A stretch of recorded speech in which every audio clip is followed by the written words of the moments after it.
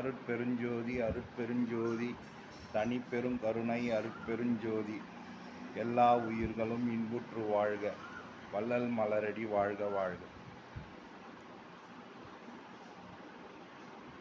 நண்பர்களே, இனி நாம் என்ன பேச போகிறோன்னா,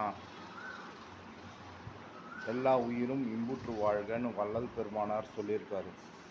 அதற்கு ஏற்றாப்போல் இன்றைக்கி நம்ம அன்னதானம் பண்ண போகிறோம்.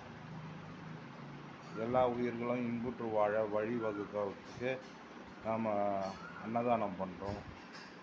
உங்களால் இயன்ற உதவியை பண்ணுங்கள். இது ஒவ்வொரு ஜீவனும் பசித்திருக்காமல் இருக்கணும்னா நம்ம அன்னதானம் பண்ணணும். அதனால் ஆத்ம லாபம் அடைகிறோம்.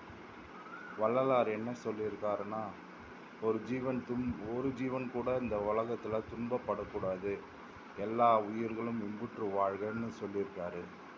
அதனால் நாம் என்ன பண்ணணும்னா, எல்லாருக்கும் முடிஞ்ச அளவு உதவிகள் பண்ணணும். திருமூலர் சொல்லியிருக்காரு, நட்ட கல்லும் பேசுமோ நாதன் உள்ளிருக்கையில், சுட்ட சட்டி கரிசுவை அறியுமோன்னு சொல்லியிருக்காரு. அதாவது ஒவ்வொரு உயிருக்குள்ளேயும் தெய்வம் இருக்குது. அதை புரிகிறது தான் இந்த சித்தர் மார்க்கம். இதை நம்ம கண்டிப்பாக கடைப்பிடிக்கணும். அப்புறம் கொலை செய்யாமை புலால் உண்ணாமை சொல்லியிருக்காரு வள்ளலார். பிற ஜீவராசிகளுக்கு நம்மளால் இயன்ற உதவிகள் பண்ணணும், அதை தான் சொல்லியிருக்காரு. வள்ளலார் நெறியே இந்த நெறி தான். உங்கள் பிரச்சனையை நான் நீக்குவேன். எந்த பிரச்சனையாக இருந்தாலும் என்கிட்ட சொல்லி தீர்வு காணலாம்.